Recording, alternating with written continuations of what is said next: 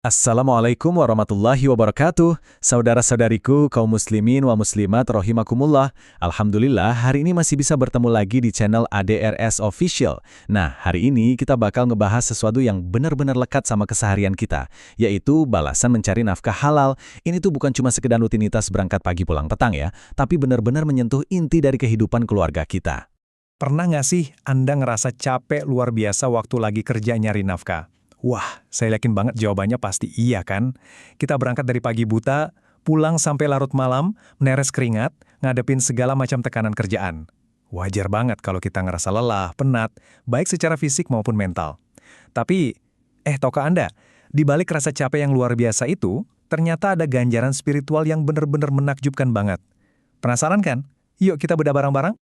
Oke, kita masuk ke bagian pertama, kewajiban mencari nafkah halal. Coba kita lihat pondasinya dulu. Ini jelas banget ya. Allah Subhanahu wa Ta'ala berfirman dalam surah Al-Baqarah ayat 168. Wahai manusia, makanlah dari yang halal lagi baik yang terdapat di bumi. Ayat ini tuh ngasih warning tegas ke kita. Nyari nafkah itu bukan cuma urusan duniawi buat sekedar bisa makan dan bertahan hidup. Sama sekali bukan. Islam itu benar-benar nekenin soal kehalalan dalam setiap tetes keringat kita. Ini perintah langsung loh dari Allah buat nyari dan konsumsi apa yang halal. Jadi kalau disimpulkan, ada satu rumus yang keren banget, nafkah halal itu sama dengan ibadah plus keberkahan. Sesimpel itu.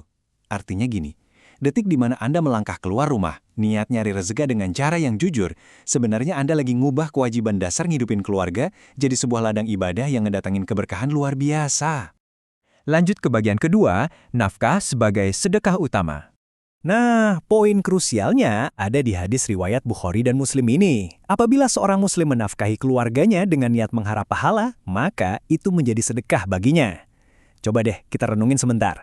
Setiap lembar rupiah, setiap receh yang Anda dapetin secara halal, terus dibawa pulang buat istri dan anak-anak, itu tuh sama Allah langsung dicatat resmi sebagai sedekah. Syaratnya apa? Cuma satu, niatnya murni mengharap pahala dari Allah. Biar lebih kebayang, mari kita pakai perbandingan dari Rasulullah SAW di hadis riwayat Muslim. Bayangin Anda punya 1 dinar nih. Kira-kira paling bagus duit 1 dinar ini dikemanain ya? Di hadis itu disebutin ada 1 dinar buat di jalan Allah, 1 dinar buat ngebebasin budak, 1 dinar buat orang miskin, dan 1 dinar buat keluarga. Coba tebak, mana yang paling gede pahalanya?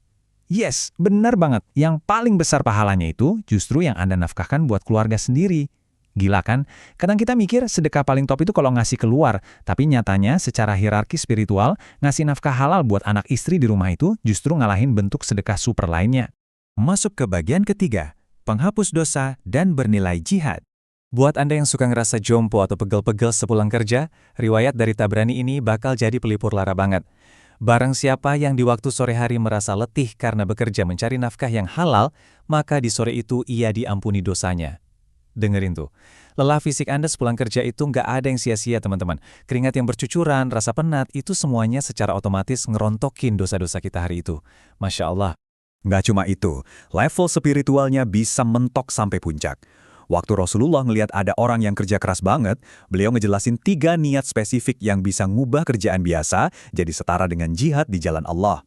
Pertama, kalau dia kerja buat anaknya yang masih kecil. Kedua, buat ngurawat orang tuanya yang udah sepuh. Dan ketiga, buat dirinya sendiri biar kehormatannya terjaga dan gak jadi beban minta-minta ke orang lain. Kalau niat Anda ada di 3 poin ini, wah, rutinitas harian Anda itu sejatinya adalah sebuah perjuangan suci. Sekarang kita sampai di bagian keempat, kunci berkah dan doa terkabul. Coba kita rasapi firman Allah di surah Al-A'raf ayat 96 ini.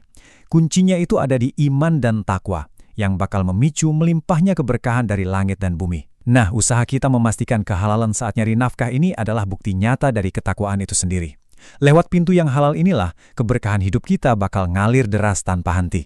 Tapi awas, ada kontras tajam yang harus jadi pengingat keras buat kita. Berdasarkan hadis riwayat Muslim, Rasulullah cerita tentang orang yang berdoa khusyuk banget, tapi makanannya haram, minumannya haram, pakaiannya juga dari yang haram. Ya, mustahil doanya bakal dikabulin. Konsumsi haram itu ibarat tembok tebal yang ngehalangin doa kita. Sebaliknya, kalau kita pastikan tiap nafkah kita itu halal, itu jadi garansi paling ampuh biar doa-doa kita cepat nembus ke langit dan dikabulkan Allah SWT.